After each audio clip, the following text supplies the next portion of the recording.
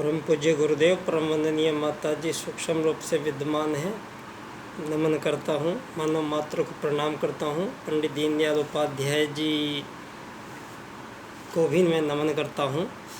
दोस्तों, परम पूज्य गुरुदेव और पंडित दीनदयाल उपाध्याय जी, ये दो महापुरुषों के बीच का एक कनेक्शन मैं आप लोगों से चर्चा करना चाहूँगा।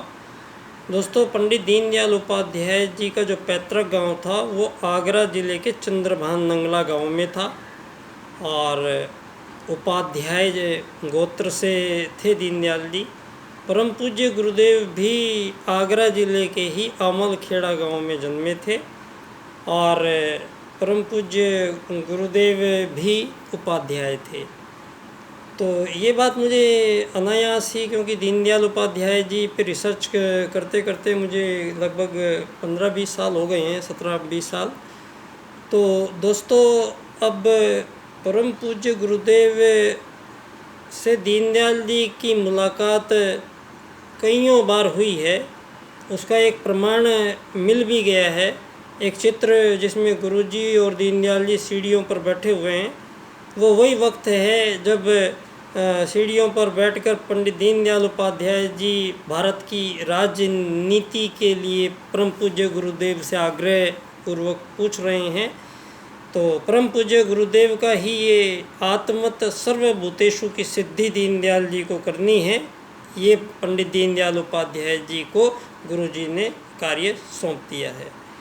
तो परम पूज्य गुरुदेव अपना साधना में और गायत्री परिवार के माध्यम से युग के परिवर्तन के लिए युग निर्माण योजना में संलग्न हो गए और इसी युग निर्माण योजना का एक हिस्सा जो राजनीति का पुनरुद्धार करना था, ये काम पंडित दीनदयाल उपाध्याय जी, जिनका जन्म यहाँ धानक्या जयपुर में मेरे पास हुआ है यहाँ, और यहाँ वो 8 साल तक रहे हैं, उनका बचपन यहीं पे बीता है। तो मैंने इन्हीं के बाल्यकाल सेवा संस्थान जो बनाया है, मैंने अपना NGO, वो मैंने एकात्म मानववाद को समर्पित करके और बाल्यकाल नाम से बनाया है दोस्तों।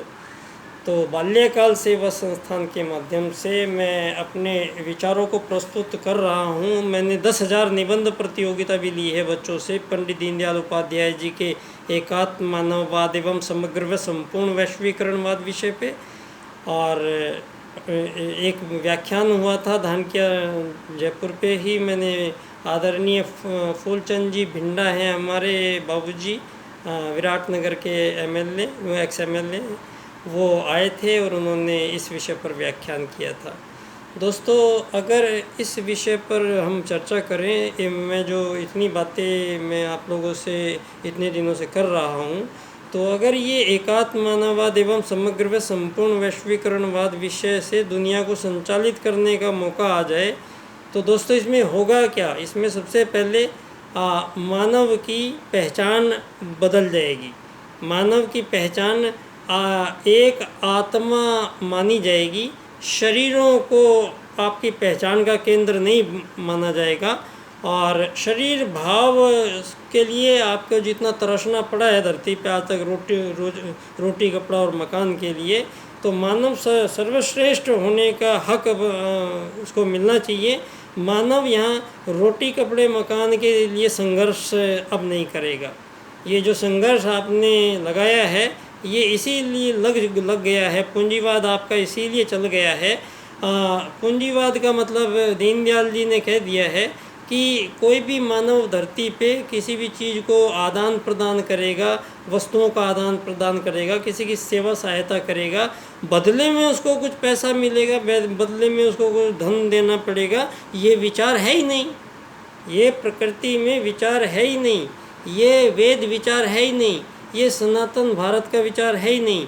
पंडित दीनदयाल उपाध्याय जी कहते हैं कि हमारा सहभागिता, सहवर्ती और समन्वय और सब मिल के साथ सब साथ चलते हैं, इसमें डिवाइडेशन नहीं किया जा सकता है। तो दोस्तों, यहाँ सबसे बड़ी प्रॉब्लम यही हुई है कि मानव ने अपनी पहचान, उसको शरीर आपने बना दिया, तो शरीरों में तो भिन्नताएं हैं, भेद हैं, और ये भेद कभी ख़त्म नहीं हो रहे हैं, ना होंगे कभी। तो दीनदयाल जी कहते हैं कि अब राजनीति में आत्मत सर्वभूतेषु की सिद्धि होगी, तो एकात्म मानववाद का राजनीतिक दर्शन पंडित दीनदयाल उपाध्याय जी ने बॉम्बे अधिवेशन में किया। और अर्थायाम का राजनीतिक दर्शन आपके पूंजीवाद को, सारे पूंजीवाद की समाप्त कर देता है धरती से, जिसमें कहते हैं दीनदयाल जी, ना किसी के पास धन कम हो ना ज़्यादा हो, ना कोई अमीर हो ना कोई गरीब हो, ना कोई मालिक हो ना कोई नौकर हो, क्योंकि मानव तो मूल रूप से आत्मा है, शरीर धरती का यात्री है, और यात्री सहसा धरती पे सारे एक समान होते हैं। इन यात्रियों में कोई कम ज़्यादा नहीं हो सकता है, क्योंकि हर यात्री अपने आप में यूनिक है, हर आत्मा अपने आप में एक यूनिक है। इन आत्माओं के बीच में कोई कंपटीशन नहीं हो सकता है, इन आत्माओं के बीच में आपस में कोई संघर्ष नहीं हो सकता है, इन आत्माओं के बीच में किसी भी प्रकार का कोई भी त्रुटि धरती पे जो हो रही हैं वो नहीं होगी, अगर मानव को एकात्म मानववाद के राजनीतिक तंत्र से चलना पड़ेगा। और अर्थायाम से ये आपकी सारी गरीबी अमीरी का निदान पंडित दीनदयाल जी अर्थायाम से करते हैं। तो नया युग बदलेगा जब, होगा क्या, तो इसमें सबसे पहले सारी दुनिया की जितनी भी सीमा रेखाएं हैं, ये सारी सीमा रेखाएं हटा दी जाएंगी, और सारी धरती की सरकारें हटा दी जाएंगी, और सारी की धरती की सरकारों को मिला के एक विश्व सरकार बनेगी, केवल एक ही विश्व सरकार बनेगी। और मानवों के बीच में प्रारंभ काल में ये तय हो चुकी है बात कि एक मानवों के बीच में एक सरकार बनेगी और दूसरे गैर सरकार होंगे, और ये गैर सरकारी लोग जो होंगे इनसे सरकार वो टैक्स लेगी और मानव की सारी समस्याओं को सॉल्व करेगी। तो इसी के लिए ये लोकतंत्रवाद जो कहा गया है आपका, इसको माना गया। और लेकिन ये लोग चला रहे हैं, आपको लगता है आज़ाद देश में हमारा प्रधानमंत्री है, हमारे राष्ट्रपति है, हमारे सब कुछ हैं, तो इनसे एक बार पूछ के देखिए कि आपको नोट छापने की मशीन है आपके पास और कागज़ है, तो जितने भी गरीब धरती पे हैं उनको गिन के एक साथ बोरे भर के सबको दे दीजिए, आप अमीर क्यों नहीं बना देते। दोस्तों, कोई भी आज़ाद, क्योंकि मानव से आज़ाद हो ही नहीं सकता है, मानव एक ही प्रजाति का जीव है। ये सब षड्यंत्र है धरती के। ये हम जो आज़ाद बोलते हैं अपने आप को, जितने भी आज़ाद का मतलब ये है, इतने आज़ाद देशों में जो पॉलिसी चल रही है इनकी पूंजीवादी लोकतंत्र पूंजीवाद, वो प्रसारित करने का ही एक ये सरकार नाम का तंत्र सारी दुनिया में खड़ा हुआ है। और इस सरकार ने अपने कर्म से हट गई और अपने जो काम करने थे मानवों के, उनको बोली हमारे बस की नहीं है, अब हम नहीं करेंगे। तो इन्हीं के षड्यंत्र ने एक सारे मानवों के धनी लोगों का जो गठबंधन एक बना के, और उसको प्राइवेट सेक्टराइजेशन नाम दे दिया गया। और सारी दुनिया की सीमा रेखाओं के बावजूद इन लोगों को धरती की सारी चीज़ें, प्राकृतिक संपदाएं इन धनी व्यक्तियों को बेच दी गई हैं, और सारी दुनिया के मानवों को ये सीमा रेखाओं में कैद कर करके अब ये आज संभव अब नहीं है। परम पूज्य गुरुदेव की घोषणा है, सारी धरती को एक ही धुरी पे इकट्ठा होना पड़ेगा, सारी दुनिया को एक ही धर्म मानना पड़ेगा। धर्म एक ही होता है दोस्तों, ईश्वर एक होता है, धर्म एक होता है, मानव भी एक है, एक आत्मा है। तो मेरा विषय जब ये आएगा तो धरती पे 8 एक आदमी और एक नर एक नारी, जीवन में एक ही बार विवाह होगा। ये विवाह कभी टूटेगा नहीं, 7 जन्म के लिए फेरे लिए जाते हैं। और अपने सुप्रीम कोर्ट ने जो कहा था कि महिलाओं के शरीर पे पुरुषों का अधिकार नहीं है, ये बात आपकी यहाँ पर अर्धांगिनी कही जाती है। ये भारत है, तो अपने इस कानून को देख लीजिए आप दोबारा से। और यहाँ से व्याभिचार जो शब्द कोर्ट ने हटाया है, इस शब्द को हटाना नहीं है, इस शब्द को सबसे प्रमुखता से दुनिया में लाना है। आज आप ये जो सुप्रीम कोर्ट हैं, ये जो सरकारें हैं, ये जिन मानवाधिकारों को मानती हैं, जिन ये पूंजीवाद को मानती हैं, उन सब को ये चलाने वाले जो चीज़ है वो धन है। और ये सरकारें जो हैं धन का, शक्ति का केंद्रीयकरण इन लोगों ने कर दिया है। आज सारी दुनिया की सारी शक्ति 2-4 लोगों के हाथ में आ गई है। सारी दुनिया का पैसा 2-4 लोगों के हाथ में आ गया है।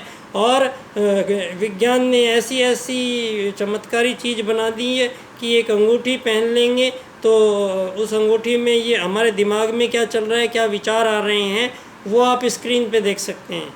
तो सारी दुनिया में मानवों को आगे इस चिप के माध्यम से हम मानसिक गुलाम बहुत आसानी से बना सकते हैं। तो आज आपका विज्ञान जिस दिशा में हमें लेके जा रहा है, वहाँ सिर्फ विनाश के अतिरिक्त और कुछ दिखाई नहीं दे रहा है दोस्तों।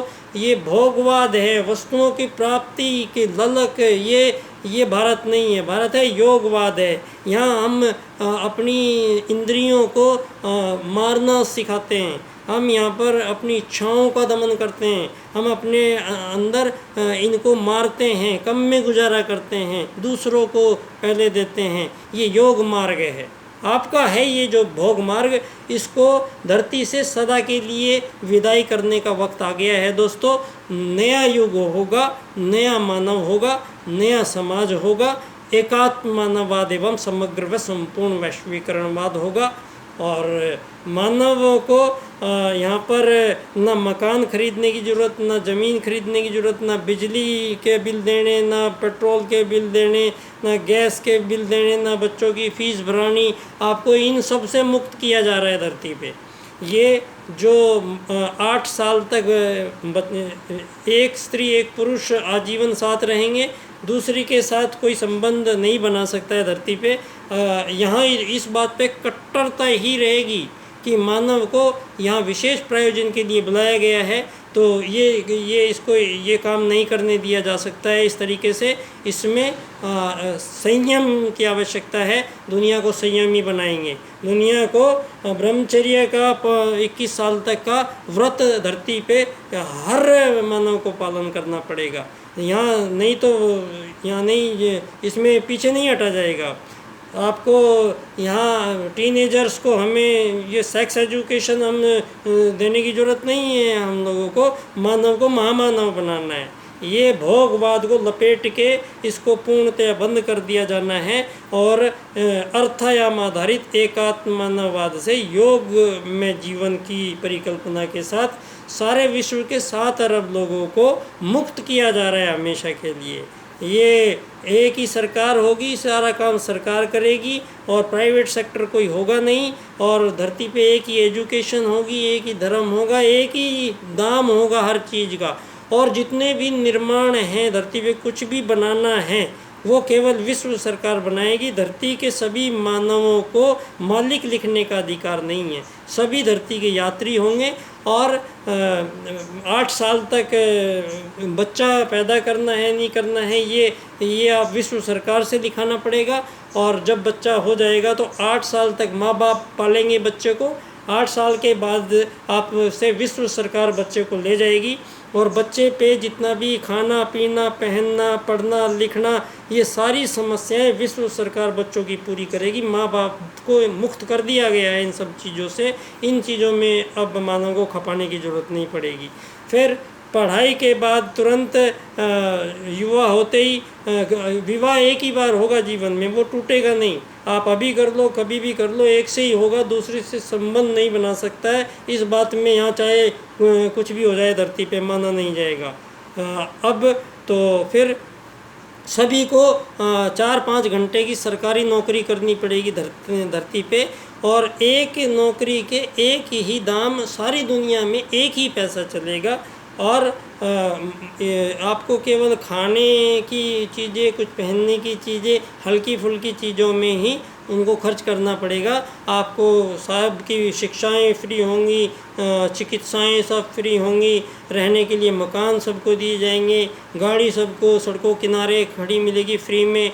तो मानव को ऐसी दुनिया में आना है जहाँ सारे संघर्ष और सारे समाप्त हो जाते हैं दोस्तों।